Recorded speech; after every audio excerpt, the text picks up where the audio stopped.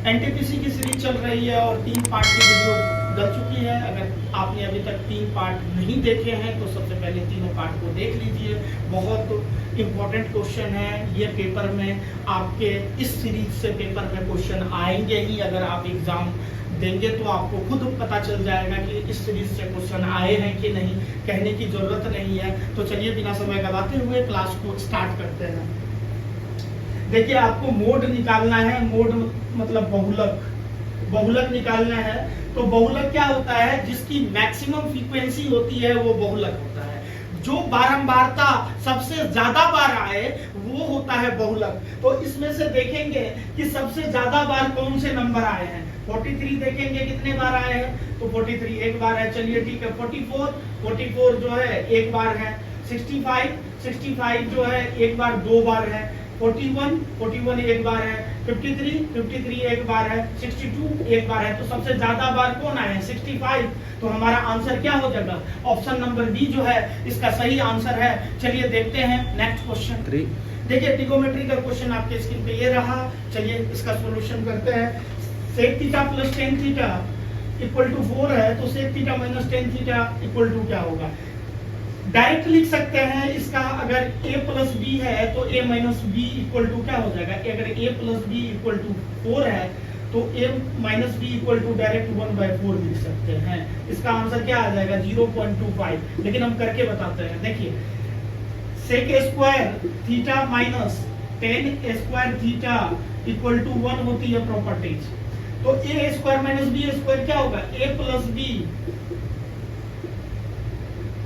Into A minus B, sec theta minus tan theta equal to 1 है। अब देखिए इसकी वैल्यू क्या है दी हुई? इसकी वैल्यू 4 दी, यहाँ 4 कर देंगे। 4 इंटू क्या हो जाएगा? Sec theta minus tan theta equal to 1। तो sec theta minus tan theta equal to क्या हो जाएगा? 1/4। 1/4 क्या हो जाएगा? डिवाइड करेंगे क्या आ जाएगा? 0.25 आ जाएगा इसका सही आंसर। चलिए देखते हैं नेक्स्ट क्वेश्चन। देखिए आपके स्क्रीन पे रहा ये मेंसुरेशन का क्वेश्चन। सबसे पहले आप खुद ट्राई करने की कोशिश कीजिए। देखिए, एक समचतुर्भुज का परिमाप 100 सेंटीमीटर है, उसका एक विकर्ण जो है 14 सेंटीमीटर है। तो समचतुर्भुज का क्षेत्रफल क्या है? तो समचतुर्भुज का क्षेत्रफल क्या होता है? समचतुर्भुज का क्षेत्रफल होता है 1/2 d1 into d2। Area of rhombus, area of rhombus जो है क्या होता है? 1/2 d1 इंटू d2। अब देखिए,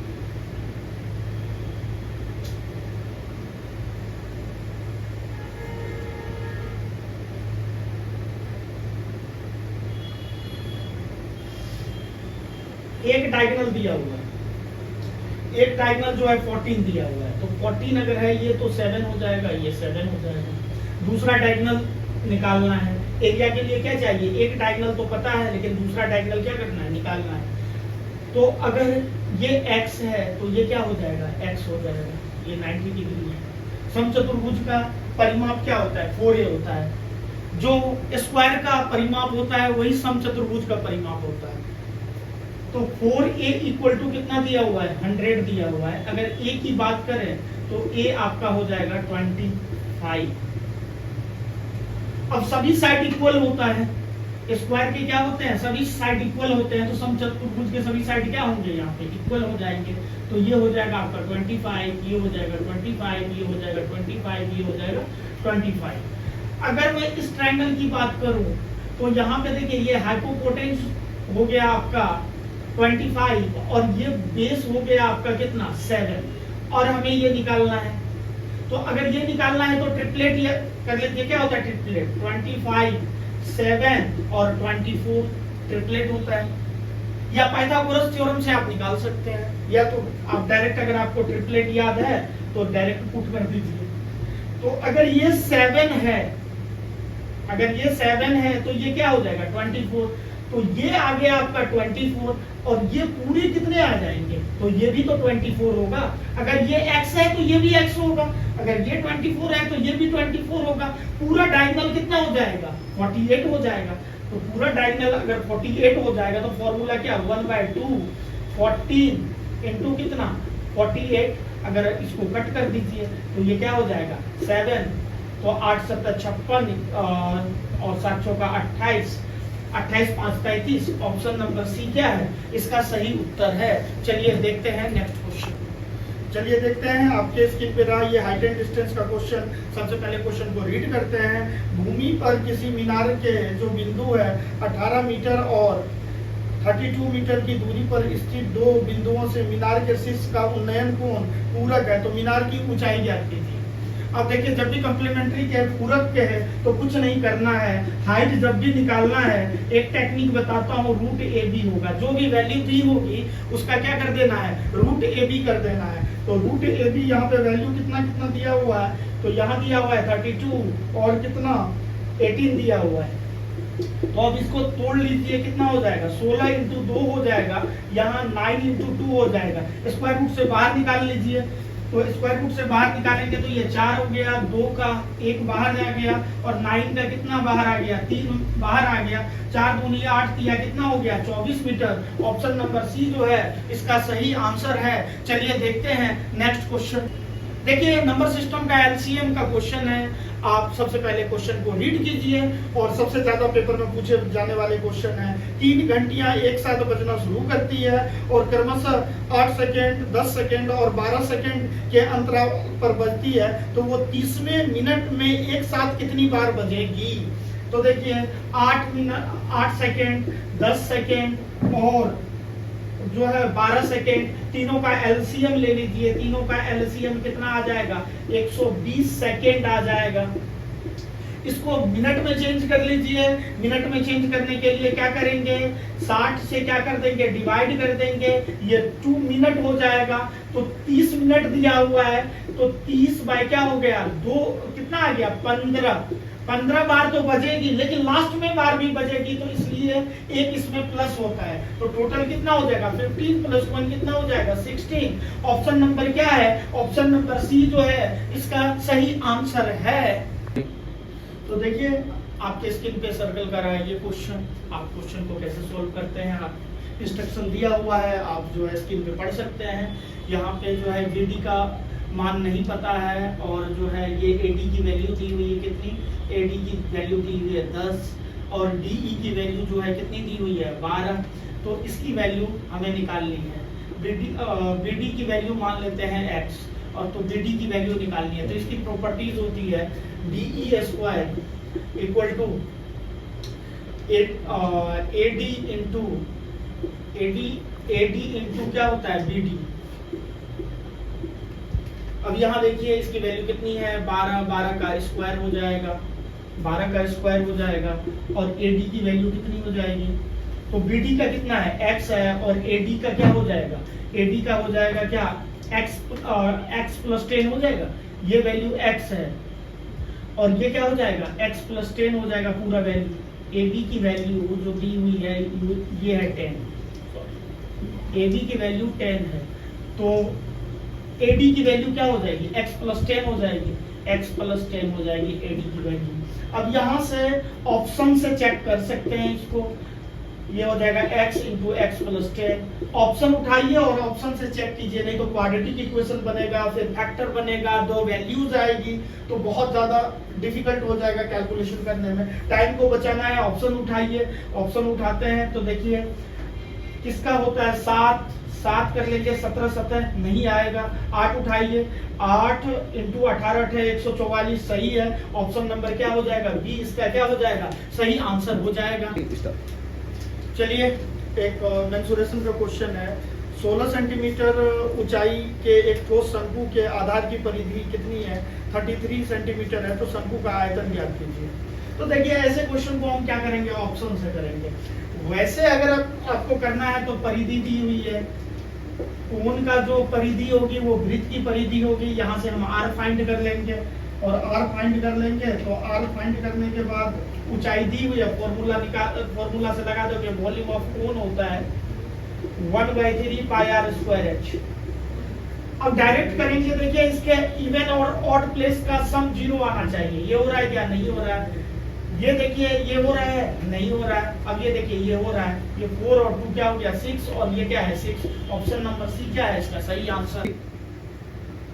चलिए आपके सामने ये अलजेब्रा का क्वेश्चन है। यदि 2x² - 6x = 1 है तो x² + 4x² की वैल्यू क्या होगी। तो हमारी प्रायोरिटी है कि एक वैल्यू x आए और दूसरी वैल्यू क्या आ जाए, अपॉन में 2x आ जाए। तब जो स्क्वायरिंग करेंगे तो यहाँ से जो है ये वैल्यू निकल के आएगी। तो ऐसा करने के लिए सबसे पहले हम अगर इसमें 2x से डिवाइड कर देते हैं दोनों तरफ, तो देखते हैं यहाँ देखिए 2x² अपॉन हो गया 2x - 6x अपॉन 2x, और माइनस कर देते हैं, इसको इधर ले आते हैं तो ये हो जाएगा आपका, ये हो गया आपका 2x = कितना 0। अब यहाँ से देखते हैं ये और ये बच गया आपका x, और इधर बच गया, इसको इधर ले आइए, ये हो गया 1/2x, और ये कैंसिल हो गया, ये आपका हो गया 2। अपने को चाहिए क्या, अपने को चाहिए x² + 1/4x, squaring on both side कर देते हैं तो a - b का होल स्क्वायर हो जाएगा, a² + b² कर दीजिए 4/x² माइनस 2ab, a और ये कितना हो जाएगा 2x हो जाएगा 2ab, है ना, a² + b² - 2ab। अब यहाँ पे इसकी वैल्यू 3 का क्या हो जाएगा स्क्वायर हो जाएगा। तो एक काम करते हैं 2x कट गया तो x² + 4 upon 1/4x² equal to कितना हो जाएगा, 3 का स्क्वायर कितना हो गया 9 + 1 कितना हो जाएगा 10 आ गया। और इसका जो सही आंसर होगा वो ऑप्शन नंबर सी जो है राइट आंसर होगा। चलिए आपके स्क्रीन पे रहा टाइम एंड वर्क का क्वेश्चन, और इसको जो है सोल्व करते हैं। तो ए और बी एक वर्क को जो है 7 दिन और 14 दिन में कर सकते हैं। वो एक साथ काम करना प्रारंभ करते हैं, लेकिन 4 दिनों के बाद बी काम छोड़ देता है। तो कुल काम जो है कितने दिन में समाप्त होगा। ठीक है, ए जो है किसी काम को 7 दिन में, बी जो है कितने दिन में 14 डेज में। दोनों का एलसीएम ले लेंगे, एलसीएम आ जाएगा आपका 14, ये कितना हो जाएगा 7 2 जा, और ये कितना हो जाएगा ये आ जाएगा 1। ए का 1 डेज वर्क इफिशिएंसी 2, बी का 1 डेज वर्क इफिशिएंसी 1। अब दोनों मिलकर जो है 5 दिन तक काम करते हैं, कितने दिन तक, लेकिन दोनों मिलकर 4 दिनों तक काम करते हैं। तो देखिए दोनों मिलकर कितना दिन तक, ए प्लस बी का 1 दिन का वर्क कितना हो गया 3, तो कितना 4 दिन तक करते हैं तो कितना हो जाएगा 12 काम हो गया। 14 में से 12 काम हो गया तो क्या हो गया 14 - 12 कितना 2। अब कौन काम छोड़ दे रहा है, काम जो है बी काम को छोड़ देता है, तो काम कौन करेगा ए करेगा। अब 2 काम के लिए ए को कितना टाइम लगेगा, तो 2 से 2 डिवाइड कर दिया 1 डेज, तो 4 दिन और प्लस 1 दिन ये, तो टोटल काम कितना दिन में होगा, टोटल काम जो है 5 दिन में होगा। ऑप्शन नंबर बी जो है इसका सही उत्तर है।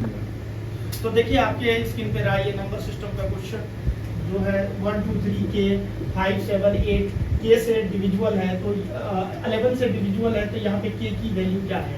तो देखिए के का जो है विभाज्यता का रूल है, देखिए ये हो गया ऑड प्लेस का सम और इवन प्लेस का सम, या तो 0 आना चाहिए या 11 आना चाहिए या 22 आना चाहिए, यानी कि 11 के मल्टीपल आना चाहिए। तो देख लेते हैं, ये हो जाएगा 8 प्लस क्या हो जाएगा 5 प्लस क्या हो जाएगा 3 प्लस क्या हो जाएगा 1 माइनस, यहाँ देख लेते हैं 7 प्लस के प्लस 2, अब देख ले 8 5 13 3 16 1 17 आ गया, माइनस ये क्या हो गया 7 और 2 9 प्लस के। अब देखिए के की जगह क्या रखेंगे 0 आ जाएगा। तो 9 में क्या जोड़ेंगे कि 17 आ जाएगा, तो 8 जोड़ेंगे, तो यहाँ 8 अगर रख देंगे तो क्या हो जाएगा, 0 आ जाएगा। ठीक है, क्या मान होगा, ऑप्शन नंबर जो है बी इसका सही आंसर है। तो अभी तक हमारे चैनल को लाइक शेयर एंड सब्सक्राइब नहीं किए हैं तो चैनल को लाइक शेयर एंड सब्सक्राइब कर दीजिए, बेल आइकन को प्रेस कर दीजिए, ज्यादा से ज्यादा लोगों को शेयर कर दीजिए, ताकि जो है फिर मैं नेक्स्ट वीडियो में जबरदस्त कॉन्सेप्ट ला पाऊँ। Thank you so much.